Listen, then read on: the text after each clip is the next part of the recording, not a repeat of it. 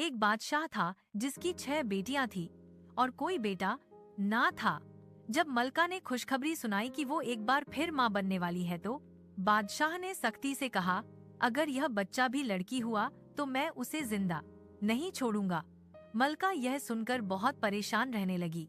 जैसे जैसे जजगी का वक्त करीब आता गया, बादशाह ने दाया को हुक्म दिया कि बच्ची पैदा होते ही उसे खत्म कर दे। वक्त आया, एक निहायत हसीन बच्ची दुनिया में आई।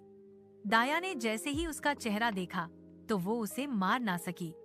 बच्ची हंस पड़ी और उसके होठों से खुशबू भरी फूल झड़ने लगे। दाया यह मंजर देखकर हैरान रह गई। मलका को जब यह खबर मिली तो वह खुद भी दंग रह गई। उसने दाया को बहुत सा सोना चांदी देकर कहा कि बादशाह से झूठ बोल दे ताकि वो नन्ही शहजादी को छुपकर पाल सके। यूं शहजादी खुफिया तौर पर बड़ी होने लगी। जैसे जैसे वो चलने लगी, उसके हर कदम से सोने और चांदी की ईंटें बरामद होने लगी, जिन्हें मलका छुपा कर रख दी। कुछ अरसा गुजरा, एक कहत आया और खजाना खाली हो गया। बादशाह फिक्रमंद बैठा था कि मुल्क कैसे संभाले।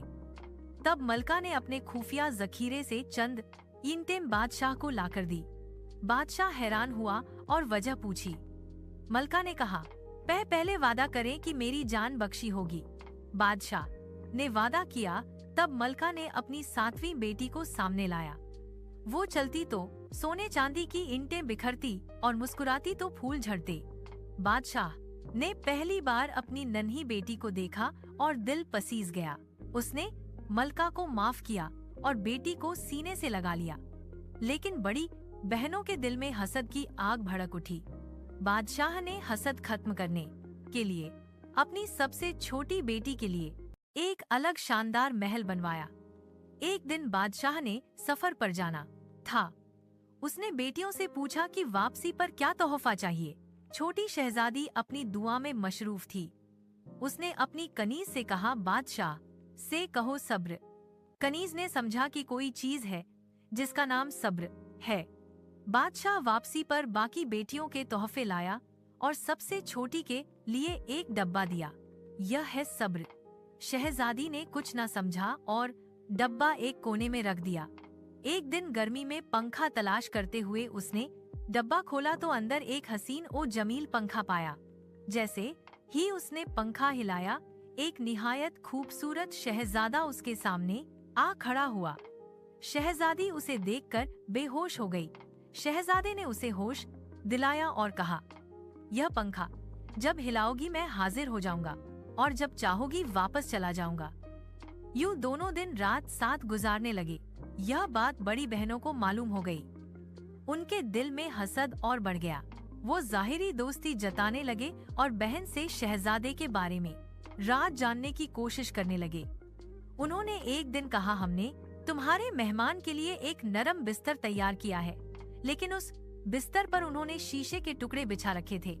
छोटी बहन ने एतबार किया और पंखा हिलाकर शहजादे को बुलाया। वो जैसे ही बिस्तर पर लेटा, शीशे के टुकड़े उसके बदन में चुभ गए। शहजादा खून में नहा गया।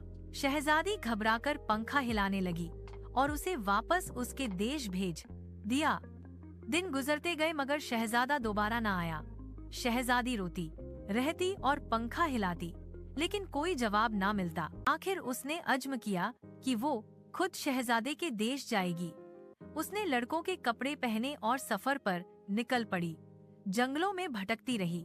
एक दिन एक दरख्त के नीचे आराम कर रही थी कि उसने एक तोते और मीना की बातें सुनी। मीना ने कहा, असल इलाज तो उस देवे हैकल जंगली कबूतर की यखनी है, जो कद में इंसान जितना बड़ा है और जिसकी आंखें नीली है। अगर उस कबूतर की यखनी बनाई जाए और शहजादे को पिलाई जाए तो इसके सारे जख्म ठीक हो जाएंगे। ये सुनकर शहजादी ने इरादा बांधा कि वो उस कबूतर को ढूंढेगी। कई दिन जंगलों और वादियों में फिरने के बाद वो एक घने दरख्त के पास पहुंची, जहां वाकई एक देव हेकल कबूतर बैठा था। इसका कद इंसान के बराबर और आंखें नीलगू रोशनी से चमक रही थी। शहजादी ने बड़ी एहतियात से जाल बिछाया और दाने डाले। कबूतर जाल में आया तो उसने उसे पकड़ लिया। वो उसे लेकर वापस आई और उसकी यखनी तैयार की। यखनी की खुशबू पूरे महल में फैल गई। जब वो शहजादे के पास पहुंची तो सब दरबारी हैरान रह गए कि एक नौजवान तबीब किस शान से आया है। शहजादी ने नकाब ओढ़ रखा था ताकि पहचानी ना जाए। उसने कहा, अगर आप लोग इजाजत दें तो मैं शहजादे को यह यखनी पिलाऊं। यखनी पिलाई गई तो कमाल हो गया। शहजादे के जख्म तेजी से भरने लगे। चंद दिनों में वो मुकम्मल तंदुरुस्त और पहले से भी ज्यादा हसीनो जमील हो गया। शहजादे ने शुक्रगुजारी के लिए तबीब को दरबार में बुलाया और कहा, ए मेहरबान हकीम, तुमने मेरी जान बचाई है। जो चाहो मांग लो, मैं इनकार नहीं करूँगा। शहजादी ने मुस्कुरा कर कहा, शहजादे, क्या आप मुझे पहचान नहीं पाए? यह कहकर उसने निकाब हटा दिया। शहजादे ने चौंक कर देखा तो उसकी अपनी महबूबा शहजादी सामने खड़ी थी। खुशी के मारे वो बेख्तियार उसके कदमों पर झुक गया। दरबार वाले भी हैरत से देखने लगे। शहजादे ने उसे अपनी जिंदगी की मालिक कहकर तख्त के बराबर बिठा दिया। कुछ ही दिनों बाद दोनों की शानदार शादी हुई। शादी के मौके पर 7 दिन और 7 रात जश्न मनाया गया। शहजादी ने अपने वालिद बादशाह को भी पैगाम भेजा। बादशाह, मलका और सब बहनें भी शादी में शरीक हुए। बड़ी बहनों ने शर्मिंदा होकर माफी मांगी। शहजादी ने दिल बड़ा रखा और सबको माफ कर दिया। यूं शहजादा और शहजादी हमेशा खुशो खुर्रम रहने लगे।